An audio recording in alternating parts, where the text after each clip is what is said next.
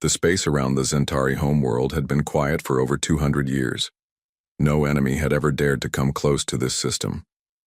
The massive blue planet below was protected by the strongest fleet in the galaxy. Emperor Vexthul ruled from his palace on the surface, knowing that his empire controlled over 300 star systems. Admiral Jake Morrison stood on the bridge of his ship, the UES Defiance. He watched as the stars stopped moving around them. The jump through hyperspace was over. His fleet of 27 human warships had arrived at their target. Morrison was 52 years old and had served in the Earth Navy for 30 years. He had gray hair and serious eyes that had seen many battles. "Jump complete, Admiral," said Captain Lisa Rodriguez from her station. She was Morrison's second in command and had proven herself in dozens of space battles. Her dark hair was pulled back tight and her uniform was perfect. "All ships report ready status." Morrison nodded and looked at the main screen. The Zentari homeworld appeared before them, a beautiful blue and green planet surrounded by 3 moons. But what caught his attention were the ships, hundreds of them. The Zentari fleet was massive, with vessels that looked like living creatures made of crystal and metal. "Lieutenant Commander Alex Turner, give me a full scan of their defenses," Morrison ordered. Turner was the best sensor operator in the human fleet. His fingers moved quickly over his controls as data filled his screen. "Sir, I count over 500 ships in defensive positions around the planet," Turner reported. "Their largest vessel is 15 kilometers long. Energy readings are showing massive power cores in each ship. The Zentari ships were beautiful but deadly. They had smooth curves and sharp edges, like weapons that had been polished until they shined. Each ship glowed with internal light, and they moved through space like sharks swimming through dark water. On the Zentari flagship, the Eternal Dominion, Emperor Vexthul received the first reports of the human arrival. He was tall and thin, with 4 eyes that glowed red in his pale face. His race had ruled this part of the galaxy for 3,000 years, and no one had ever challenged their power. "My lord," said his tactical officer, Sub-Commander Kretak, "unknown ships have entered our system. 27 vessels of unknown design." The Emperor moved to the main display and stared at the human fleet. These ships were different from anything he had seen before. Where Zentari vessels were smooth and elegant, the human ships looked like they were built for war. They had thick armor plating and sharp angles. Dark metal covered their hulls and they seemed to absorb light rather than reflect it. "What race dares to enter our sacred system without permission?" the Emperor demanded. His voice carried the authority of someone who had never been disobeyed. Kretak studied his instruments carefully. "My lord, I cannot identify their origin. Their technology does not match any known species in our database. But sir, their power signatures are very high, higher than our own ships." This news troubled the Emperor. The Zentari Empire had the most advanced technology in the galaxy. Their weapons could destroy planets and their shields could stop any attack. No primitive race should be able to build ships that registered such high energy readings. On the human flagship, Chief Engineer Danny Walsh checked all systems one final time. He was a short man with rough hands who had spent 20 years working on starship engines. "Admiral, all weapons are online and ready. Our gravity lances are charged and antimatter torpedoes are loaded." Morrison walked to the center of the bridge where he could see all his officers. Communications Officer Karen Phillips was monitoring Zentari radio signals. Navigation Officer Steve Barnes was tracking the positions of enemy ships. Medical Officer Dr. Amy Foster was ready to treat any wounded crew members. "Karen, open a channel to the Zentari fleet," Morrison ordered. "Use their language. Let them know we come in peace but are prepared to defend ourselves." Phillips worked at her station, her fingers moving over translation software that had taken human scientists 10 years to develop. "Channel open, sir. Broadcasting. On all Zentari frequencies." Morrison stepped forward and spoke clearly. "This is Admiral Jake Morrison of the United Earth Federation. We seek peaceful contact with the Zentari Empire. We have no wish for conflict, but we will protect our ships and crew if threatened." The message reached every Zentari ship in the system within seconds. On bridge after bridge, Alien officers stared at their communications equipment in shock. No unknown race had ever spoken perfect High Zentari, the sacred language of their empire. More troubling was the confidence in the human admiral's voice. He spoke like someone who was not afraid. Emperor Vexthul heard the message and felt anger rise in his chest. How dare they speak our holy language? And they dare to make demands in our own system. He turned to his communications officer. Open a channel. I will speak to these primitives myself. The Emperor's image appeared on the main screen of every human ship. He was an impressive figure, dressed in robes that seemed to be made of liquid metal. His 4 red eyes burned with fury as he spoke. I am Emperor Vexthul, supreme ruler of the Zentari Empire and master of this system. You will surrender your vessels immediately and prepare to be taken prisoner. Any resistance will result in the destruction of your entire fleet. Morrison listened to the translation and smiled slightly. He had expected this response. The Zentari Empire was known throughout the galaxy for its arrogance and cruelty. They believed that might made right, and they had never met a force they could not defeat. Emperor, Morrison replied calmly, I appreciate your position, but humans do not surrender. We prefer to talk first and fight only if necessary. Perhaps we can find a peaceful solution to this situation. The Emperor's eyes blazed brighter. You dare refuse my command? You are outnumbered 20-1. Your tiny fleet cannot stand against the might of the Zentari Empire. Morrison looked around his bridge at his crew. Each officer was calm and ready. They had trained for this moment for years. Your Majesty, you have an impressive fleet, but in space combat, quality often matters more than quantity. I suggest we discuss terms before anyone gets hurt. The transmission ended, and both fleets faced each other across the dark space between them. The Zentari ships began to move into attack formation, their weapons charging with deadly energy. The human ships remained in their tight formation, waiting for orders. Morrison knew that the next few minutes would determine the fate of both civilizations. He also knew that humanity was about to show the galaxy something it had never seen before. The silence in space was broken only by the hum of ship engines and the crackle of energy weapons charging. Emperor Vexthul stood on his command bridge watching the human fleet through the main viewer. His 4 eyes studied each ship carefully, looking for weaknesses. In 3,000 years of empire, no enemy had ever spoken to him with such calm confidence. Sub-Commander Kretak, the Emperor said, his voice cold as ice. Deploy our battle squadrons. I want these humans to see the full power of our fleet before we destroy them. Kretak's fingers moved over his control panel. Yes, my lord. Squadrons, Alpha through Gamma, are moving into attack positions. Our heavy cruisers are charging their plasma cannons. The Zentari ships moved like a school of deadly fish, their crystalline hulls catching the light from the system's twin suns. Each vessel was a work of art, but also a weapon capable of reducing a moon to dust. The largest ships were over 10 kilometers long, their hulls covered with energy projectors that could melt through solid rock. On the human flagship, Captain Lisa Rodriguez watched the Zentari movements on her tactical display. Red dots showed enemy positions while blue dots marked friendly ships. The numbers were not encouraging. 500 enemy ships against 27 human vessels.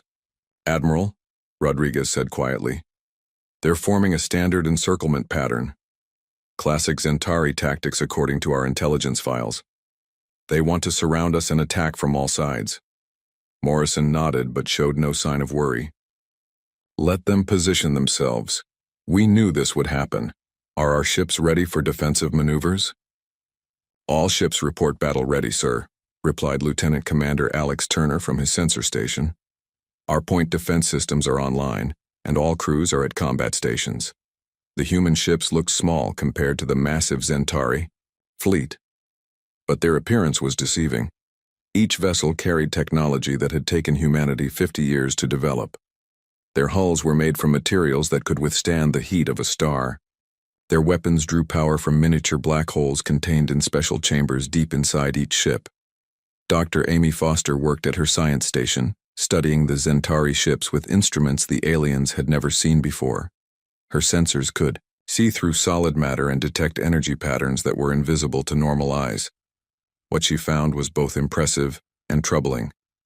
"Admiral," Dr. Foster reported, "their ships are definitely advanced. Their energy shields are strong and their weapons are powerful. But sir, there's something else. Their technology is old, very old. I'm detecting design patterns that haven't changed in over 1,000 years." This information interested Morrison. An empire that ruled through fear often stopped improving because they had no real challenges. The Zentari had been the strongest force in the galaxy for so long that they had forgotten how to grow stronger. Emperor Vexthul opened another communication channel. His image appeared on every human ship, his 4 eyes burning with anger and arrogance. "Humans, you have one final chance to surrender. Lay down your weapons and prepare to be boarded. If you cooperate, your deaths will be quick." Morrison stepped forward, his face calm and serious. Behind him, his bridge crew worked quietly at their stations. No one showed fear, even though they were outnumbered 20-1. "Emperor, I appreciate your offer," Morrison said with what might have been humor. "But humans have a saying. We prefer to die on our feet rather than live on our knees. However, I have a counter-proposal." The Emperor leaned forward in his throne, curious despite his anger. "You dare to make proposals to me? Speak quickly before I lose patience." Morrison clasped his hands behind his back, a gesture he often made when thinking. "Your Majesty rules a great empire. Humans respect strength and achievement. Perhaps we could find a way to coexist. The galaxy is large enough for both our peoples." Laughter echoed from the Emperor's bridge. Several Zentari officers could be heard making jokes about human stupidity. The Emperor's 4 eyes glowed brighter as his amusement grew. "Coexist?" the Emperor said, his voice full of mockery. "Primitive humans wish to coexist with the mighty Zentari Empire? You control perhaps one small star system, while we rule hundreds. You have fewer than 30 ships while we command millions. What could you possibly offer us?" Morrison's expression did not change, but something shifted in his eyes. "Knowledge, Your Majesty. Humans have learned many things during our travels through space. We have discovered new forms of energy, new ways to travel between stars, and new methods of construction that might interest your scientists." The Emperor waved his hand dismissively. "We have no need for primitive human science. Our technology has ruled this galaxy since before your species learned to make fire." On the human ships, weapons officers checked their targeting systems one final time. Each ship carried enough firepower to level a continent, but their most powerful weapons were things the Zentari had never imagined. Gravity lances that could compress matter into impossibly dense projectiles, quantum disruptors that could tear holes in space itself, antimatter torpedoes that burned hotter than the core of a star. Communications Officer Karen Phillips monitored Zentari radio chatter across their entire fleet. Her translation programs were picking up hundreds of conversations between enemy ships. What she heard made her smile slightly. "Admiral," Phillips said quietly, "I'm intercepting their internal communications. Many of their ship commanders are asking questions about our technology. They can't get clear sensor readings on our hulls or our power sources. Some of them sound worried." This was exactly what Morrison had hoped to hear. Fear was a powerful weapon, especially against an enemy that had never known defeat. The Zentari Empire had grown strong by making other species afraid. Now they were beginning to taste that fear themselves.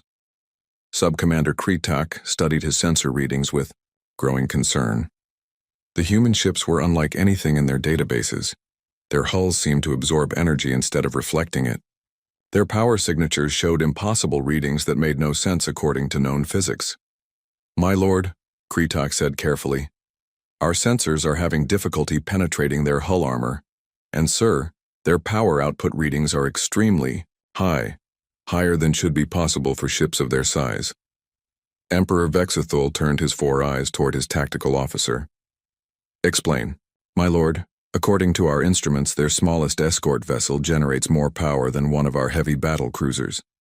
Their largest ship shows energy readings that exceed our flagship." The Emperor stared at the human fleet with new interest. "Are you saying these primitives have more advanced technology than the Zentari Empire?" I cannot say for certain, my lord, but their readings are unlike anything we have encountered before. Morrison decided it was time to demonstrate just how different human technology really was. He turned to his weapons officer, Commander Danny Walsh. "Danny, target that small asteroid in the outer system, the one that's about 2 kilometers across. Show our new friends what a gravity lance can do." Walsh grinned and targeted the distant rock. "Gravity lance charged and ready, sir. Firing now." The weapon fired silently, invisible to normal sensors, but its effect was immediate and spectacular. The asteroid, which had been a solid chunk of rock and metal, suddenly collapsed into itself. In less than 3 seconds, 2 kilometers of solid matter compressed into a sphere the size of a marble. Then that sphere shot away at nearly the speed of light, heading toward empty space. Every sensor in the Centauri fleet registered the impossible event. On bridge after bridge, Centauri officers stared at their instruments in disbelief. The humans had just converted matter into energy, and then into a projectile weapon using controlled gravity. Such technology was beyond anything the Centauri had ever imagined. Emperor Vexthal watched the display showing where the asteroid had been. For the first time in his long life, he felt something he had never experienced before. Fear. Real, deep fear of an enemy that might be stronger than his empire. "Sub-Commander," he said quietly, "send a message to all fleet commanders. Tell them to maintain position, but do not attack without my direct order." Morrison saw the change in Centauri formation. Immediately, their ships stopped advancing and held their positions. It was a small victory, but an important one. The Emperor was beginning to understand that humans were not the helpless primitives he had expected. "Your Majesty," Morrison said calmly, "perhaps now we can discuss terms like civilized beings." The destruction of the asteroid sent shockwaves through the Centauri fleet that had nothing to do with physics. On every ship, officers stared at their sensor displays, trying to understand what they had just witnessed. The humans had turned solid matter into a weapon using forces that the Centauri Empire had never mastered. Emperor Vexthal gripped the arms of his command throne so tightly that his knuckles turned white. His 4 red eyes remained fixed on the empty space where a 2-kilometer asteroid had existed moments before. In 3,000 years of conquest, he had never seen technology that could manipulate gravity itself as a weapon. "Sub-Commander Kretak," the Emperor said, his voice carefully controlled, "explain to me how they did that." Kretak's hands shook as he worked his instruments. "My lord, our sensors detected a focused gravitational field that compressed the asteroid's mass. Then that same field accelerated the compressed matter to near light speed. The energy required for such an action exceeds our entire fleet's combined output." The Emperor stood slowly from his throne. "You are telling me that one human ship just demonstrated more power than 500 Centauri vessels?" "Yes, my lord. And sir, that appears to be only one of their weapon systems." Admiral Morrison watched the Centauri fleet's reaction with satisfaction. The demonstration had achieved exactly what he had hoped. The enemy was now thinking instead of simply attacking. Fear could be a teacher when used correctly. "Captain Rodriguez," Morrison said, "what's the status of our other ships?" Rodriguez checked her communications panel. "All ships report ready, sir. Captain Steve Barnes on the UES Retribution is requesting permission to demonstrate our quantum disruptors. Captain, Maria Santos on the UES Valiant has her antimatter torpedoes loaded and ready." Morrison considered this. One demonstration might be seen as luck or a special weapon. Multiple demonstrations would prove that human technology was consistently superior. "Tell Barnes he has permission for a limited display. Target another asteroid. Something smaller this time." The UES Retribution was a sleek vessel designed specifically for deep space combat. Captain Steve Barnes had served in the Earth Defense Force for 20 years, and had been chosen for this mission because of his steady nerves and tactical brilliance. His ship carried experimental weapons that could tear holes in the fabric of space itself. "Quantum disruptor ready, Admiral," Barnes reported over the communications system. "Targeting asteroid designation XK7. Diameter approximately 500 meters. The quantum disruptor fired a beam of energy that looked like purple lightning. When it struck the asteroid, something impossible happened. The rock simply vanished. Not destroyed, not vaporized, but completely removed from existence. Where solid matter had been, there was now absolutely nothing. On the Zentari flagship, Tactical Officer Velmar nearly fell from his station. "My lord, the asteroid has been completely eliminated. Not destroyed, but removed from spacetime itself. This is beyond our understanding of physics." Emperor Vexthul felt cold fear growing in his chest. His empire had ruled through superior technology and overwhelming force. But these humans possessed weapons that operated on principles the Zentari could not even comprehend. "Are you saying they can simply erase matter from existence?" "It appears so, my lord. The energy readings suggest they created a localized space-time distortion that removed the target from our reality." Dr. Amy Foster monitored the quantum disruptor's effects from her science station on the Defiance. The weapon had worked perfectly, but she was more interested in how the Zentari were reacting to these demonstrations. Their communication channels were buzzing with panic and confusion. "Admiral," Dr. Foster reported, "I'm detecting significant stress indicators in Zentari biosigns. Their heart rates are elevated, and their communication patterns show classic fear responses. The demonstrations are having the desired psychological effect." Morrison nodded. "Good, but we're not finished yet. We need them to understand that cooperation is their only reasonable option." Captain Maria Santos commanded the UES Valiant, a heavy cruiser designed to carry the most destructive weapons in the human arsenal. Her antimatter torpedoes could crack a planet's crust, or turn a moon into an expanding cloud of superheated gas. Santos was a veteran of the Proxima conflicts and had earned her reputation fighting space pirates in the outer systems. "Admiral Morrison," Santos reported, "my antimatter torpedoes are ready. Shall I demonstrate their capabilities?" Morrison thought carefully. The gravity lance and quantum disruptor had shown precision and advanced physics. An antimatter torpedo would demonstrate raw destructive power on a scale the Zentari might find terrifying. "Negative, Captain Santos. We've made our point. I don't want to push them into a desperate attack." But the Emperor was not finished testing these strange humans. He decided to probe their defenses with a limited attack. If their weapons were powerful, perhaps their shields were weak. It was worth the risk of losing a few ships to gain valuable intelligence. "Battle Squadron Theta," the Emperor commanded, "advance on the human fleet. Probe their defenses with light weapons fire. Do not engage in full combat, but test their capabilities." 12 Zentari destroyers broke formation and moved toward the human ships. Each destroyer was 300 meters long and carried enough firepower to level a city. Their plasma cannons began charging, creating a visible glow along their crystalline hulls. Morrison watched the approaching ships on his tactical display. "They want to test us. Very well. All ships, prepare defensive measures only. Do not return fire unless I give direct orders." The Zentari destroyers opened fire with their forward plasma cannons. Bright beams of superheated energy lanced out toward the human fleet. These weapons could melt through solid armor and had never failed to damage enemy vessels. But when the plasma beams struck the human ship, something unexpected happened. The energy simply vanished.